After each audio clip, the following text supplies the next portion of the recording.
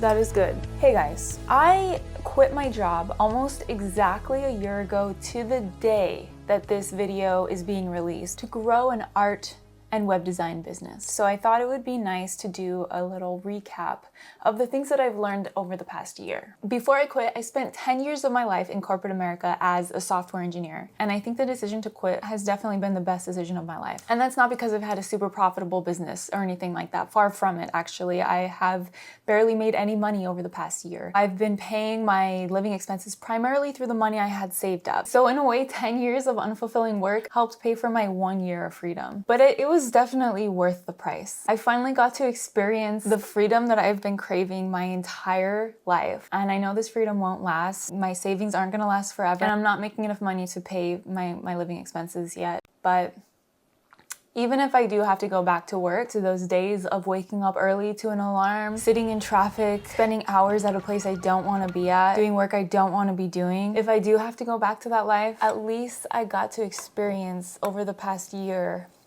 a life that's worth working for, which is not what I had before.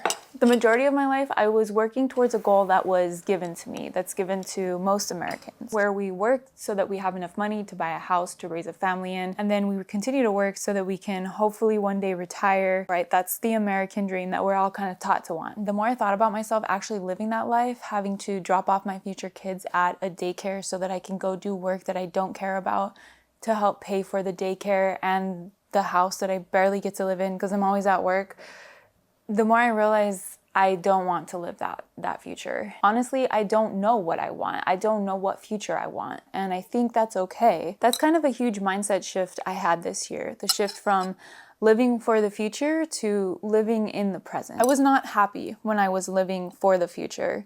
I am happy when I'm living in the present, and more specifically, living each day more closely aligned to my values. If you would have told me that like 2 years ago, I wouldn't have even known what my values were. I got a values deck from the artist Lisa Congdon. Let me show you.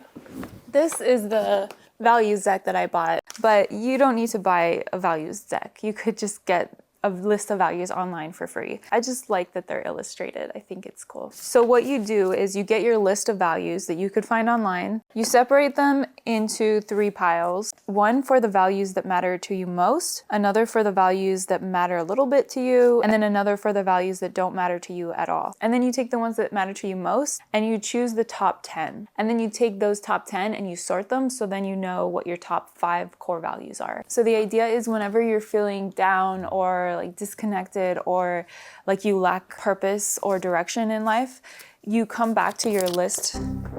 You come back to your list of values and determine if you're living according to these values. And if not, you figure out what you can do to realign with them. This was a really important self-discovery exercise for me. I think this exercise was actually the catalyst for me quitting my job because I realized that I was not living my life aligned with these core values. And so it was obvious why I wasn't happy. Now I'm living a life that is much more aligned to my top 5 core values and I'm much happier for it. Another thing that I learned this year, more related to productivity, is the importance of sticking to a routine for my daily habits. I've already talked about my morning routine in other videos. You can go and watch them, but doing this morning routine really helps to start my day off on the right foot. And I find that when I deviate from this morning routine, I don't have as productive of a day than when I stick to it. I learned all this from the book Atomic Habits by James Clear, which I highly recommend. Maybe I should do a video just about this book because it had a huge impact on me. Another thing I learned kind of tangentially from that book is that I have the power to shape my identity. My identity as in the way I think about myself.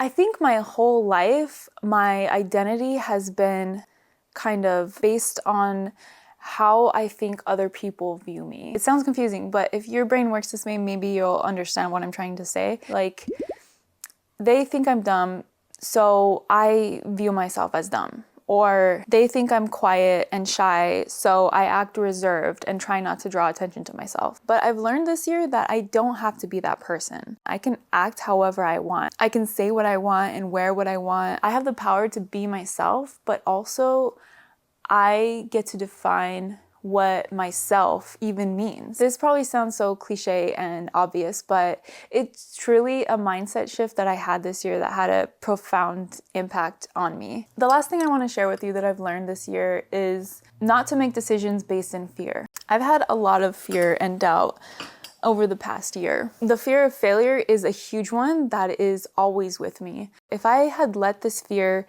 influence the decisions that I made over the past year, I would have given up a long time ago. I wouldn't have even embarked on this journey probably. I probably would still be at my corporate job wondering what would have happened if I quit when I wanted to quit. The point of fear is to keep us safe, right?